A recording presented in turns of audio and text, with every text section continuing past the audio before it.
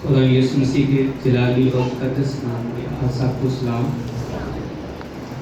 मैं सबसे पहले अपने पास्टर का शुक्रगुजार हूँ जिन्होंने मुझे 3-4 दफ़ा मुझे अटैक हुआ है और मुझे हॉस्पिटल जिस टाइम भी मकसद मुझे प्रॉब्लम हुई है भाई साहब मुझे मकसद हॉस्पिटल लेके गए हैं, भाई जैक्सन और अम्मी जी, और उन्होंने बहुत सारी दुआएं की।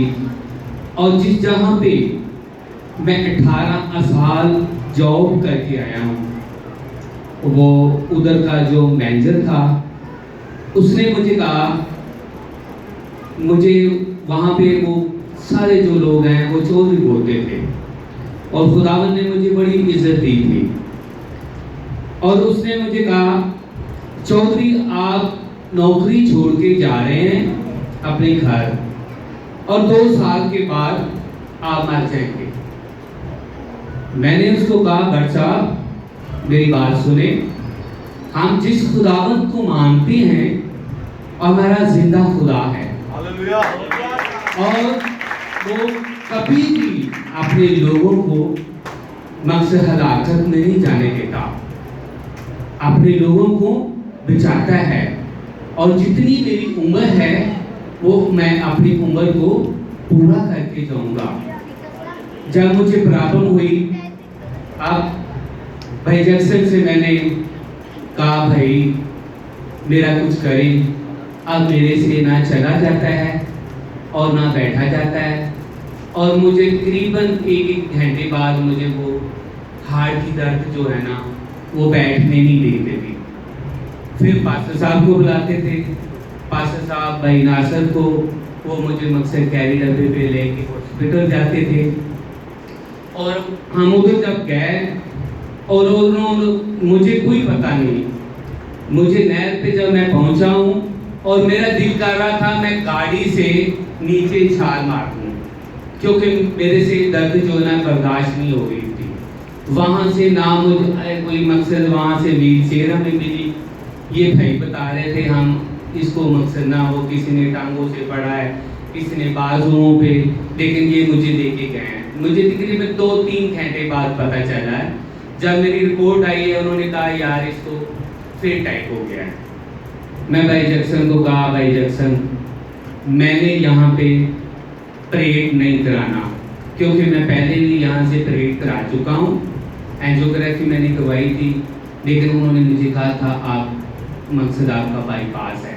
लेकिन मुझे पता था मैं इधर से बाईपास कराया और लेकिन मैं हो सकता है मैं घर वापस ना जाऊँ क्योंकि वहाँ से मुझे सारी पोजीशन का पता चल गया था।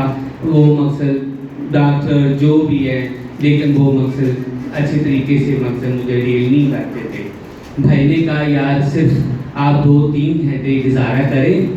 जब सुबह 5 बजे हम उधर से मकसद भाई नासर हमारे साथ ही था, हम उधर से मकसद ना वापस मकसद इधर घर आ गए। वहाँ घर आए, फिर मुझे प्रॉब्लम हुई और भाई जैक्सन ने मुझे मकसद वो हॉस्पिटल में मकसद दोबारा दाखिल करा दिया मीडल 30 में। वहाँ पे मेरी तो इतनी ना मैं अफोर्ड कर सकता था और ना मेरे पास इतने पैसे हैं। और भाई ने कहा, भाई आप परेशान ना हो, खुदावंद सब कुछ करेगा और आप पैसों की प्रॉब्लम ना करें और सोच ना रखें, लेकिन सब कुछ जो है ना वो यीशु करेगा। भाई का उधर बहुत अच्छा रेफरेंस था, मैं प्रोटोकॉल के साथ वहाँ पे दाखिल रहा और 2 दिन उन्होंने मुझे आईसीयू में रखा।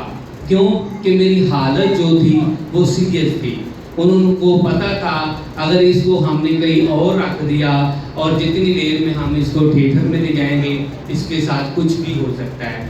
और हॉस्पिटल के मालिक ने कहा वे हम इसको बेटा मकसद है इसको आईसीयू में रखना है। वो जो डॉक्टर मुझे मिला, डॉक्टर फरीदी साहब, वो भी बहुत अच्छे बंदे थे। वो तकरीबन 2 हफ्ते से और 3 हफ्ते का टाइम लेते हैं परेड करने के लिए, ऑपरेशन करने के लिए। लेकिन डॉक्टर साहब ने कहा, वो जो हॉस्पिटल का मालिक था, वो भाई जैक्सन की रेफरेंस से उसने कहा, फरीदी साहब आपने 2 दिन में ऑपरेशन करना है, जिंदगी मौत अल्लाह के हाथ में है, लेकिन आपने इसका ऑपरेट करना है।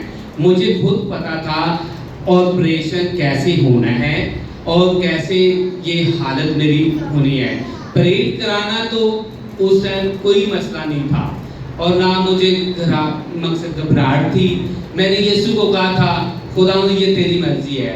और ख़ास तौर पे जब मैं इधर से गया और पास्टर साहब ने मुझे कहा, परवेज भाई आप परेशान ना हो, जैसे आप जा रहे हैं इसी तरह आप वापस आएंगे। और अम्मी जी ने रो रो के दुआएं की, मकसद मेरा बेटा मकसद घर आ जाए। भाई ने ये भी कहा, अगर भाई आप परेशान ना हो, भाई ने अभी 2 माह पहले घर नया लिया है। भाई ने कहा, भाई आप परेशान ना हो, मुझे घर भी बेचना पड़ेगा ना, तो मैं घर भी बेच दूंगा, लेकिन आप परेशान ना हो। लेकिन इंसान को बहना भाई या जो भी है वो छोड़ देते हैं, लेकिन खुदावंद हमारा जो है ना वो हमें कभी भी नहीं छोड़ता। हमारे यीशु जो है वो जिंदा खुदा है, इंसान को मरते हुए को भी वो उठा खड़ा करता है। लेकिन मेरे साथ जो लोग थे वो बड़े बड़े थे, अमीर तरीन, लेकिन वो बड़ा बड़ा शोर करते थे, रोकते थे, चिल्लाते थे। लेकिन मैंने कहा, खुदावन ये तेरी मर्जी है। रात को जब मेरा सुबह ऑपरेशन होना था 15 अगस्त को, ते लोग मैं देख रहा था साथ सो नहीं रहे थे, लेकिन मैं सो गया। लेकिन उन्होंने मुझे 4 बजे उठाया, खड़ा हो जाए। लेकिन मेरी मिसेज जी वो मेरे पास थी, मकसद ना मैं घबराया हूँ ना वो घबराई है, लेकिन उन्होंने जब आवाज़ दी, परवेज मसीह आ जाए। लेकिन मैंने और मुझे लेने आया वो लड़का, मैंने कहा भाई आप रहने दें, मैं खुद जाऊंगा। मैं खुद ही जाके स्ट्रेचर पे लेट गया और मैंने अपनी मिसेस की तरफ देखा, ना मैंने उसको कहा आपने रोना है और ना मैंने रोना है। हमारा खुदा जिंदा खुदा है, लेकिन वो सारी कुव्वत रखता है। अगर खुदा की मर्जी है भी मकसद मैंने दुनिया से जाना है, तो ये भी खुदा की मर्जी है। तो अगर खुदा ने मुझे ज़िंदगी दी है तो मैं वापस अपने घर में अपने बच्चों में मैं ज़रूर जाऊंगा। लेकिन खुदावन ने मुझे बड़ी मौत सी आबादियों से मुझे खुदावन ने निकाला, और अम्मी जी ने और पूरे घराने ने, पास्टर साहब ने और पूरी कलीसिया ने और बाजी रिक्साना हैं, उन्होंने भी अपने चर्च में कहा था मेरे भाई हैं वो हॉस्पिटल में दाखिल हैं, लेकिन उनके लिए दुआ करना। लेकिन सारी कलीसिया का भी शुक्रिया अदा करता हूँ, अम्मी का भी, भाई जैक्सन का भी, और ख़ास तौर पर पास्टर साहब का, जिन्होंने मुझे हर तरह का मेरे साथ तामन किया। और जिस टाइम भी मुझे कोई प्रॉब्लम हुई है उसी टाइम पास्टर साहब मुझे हॉस्पिटल लेके गए हैं और मेरा वहाँ से मुझे चेकअप करवाया है। मैं सबका शुक्रिया अदा करता हूँ, सबसे बढ़कर अपने खुदाबंद का जिसने मुझे नई जिंदगी दी। लेकिन यीशु जो है वो इंसान को, मरे हुए को भी जिंदा कर सकता है। इसमें दुआई का यही मेरा मकसद था। मैं खुदा के घर जाऊंगा और मैं अपनी दुआई जो है ना वो पेश करूंगा। शुक्रिया।